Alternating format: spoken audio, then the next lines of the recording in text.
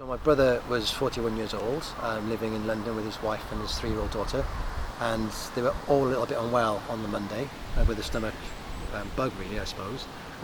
Manuela and Sophie got better overnight, Mark not so well. On the Thursday, Manuela rang me and said Mark had gone into hospital. I knew immediately that there was something that wasn't quite right, because he was a bit disorientated, confused, he was hot, sweaty. I didn't know what was wrong, but because he was my brother, I knew something wasn't quite right. Basically what happened then was he saw a number of doctors that came to see him, asked him questions about his abdomen.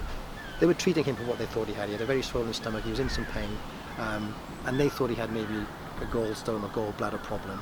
So my brother had walked in at 12, he'd been through triage, he'd been for an ultrasound, been admitted to the ward. It was 5:15 and we were told he was having some kind of fit or some kind of seizure of some kind, they weren't sure.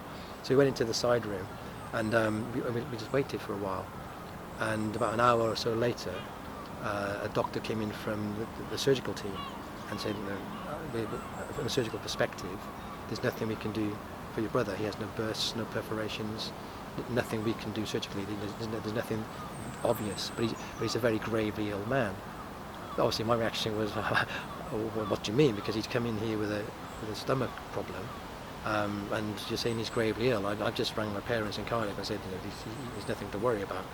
Should I be worried? And they said, well, we've handed him over to the intensive care unit. He's walked in at 12 with a stomach issue. We find out later, he's in full cardiac arrest by 5:15, and he's ventilated in ITU with a 50-50 chance at this point of survival by 7 p.m. I think at this point they realised that he was going into septic shock, and that's what caused the cardiac arrest. Prior to that, I don't think they were aware of the infection. Once it got more serious, they realised actually he had an aggressive infection, is how they described it. An aggressive infection, his body was reacting badly to it, adversely, which is what you do what happens when you have sepsis. And he was really, really ill because his body was starting to shut down. So yes, we were aware of an infection, and that was what was causing the problems. We didn't know that was sepsis. I didn't know at that point that sepsis was the body's adverse reaction to an infection.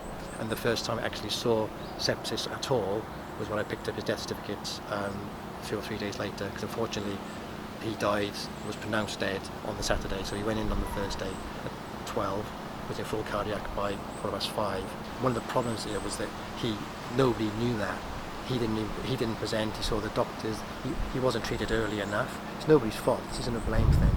But the problem was that none of us knew what sepsis was until we saw the death certificate. But the primary cause of death, what killed my brother, was sepsis. And then when I realised it was an infection, or a body's reaction to an infection, which is treated by fluids and antibiotics, which is very, very common, really. My reaction was, I can't believe that my brother's died of something, but that's actually pretty common and actually very, very treatable. So they started treating Mark for sepsis probably 6 hours after he arrived. That's 6 hours too late. So what we tried to do as a trust, as a charity, is make sure everybody knows enough to think about sepsis, that clock starts ticking and it actually starts from minute 0.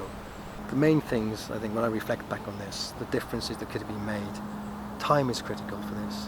My brother would have presented late because he didn't know that he was that ill. He didn't realise he had sepsis. The people that he saw, the primary care people that he saw, they didn't realise he had sepsis either. So he was treated for what they thought he had, gastric flu. None of them were thinking about sepsis. And the reason everything slows down is because people don't think about it. So what would have changed it was if I already knew about it, if he already knew about it, if the first people he saw knew about it.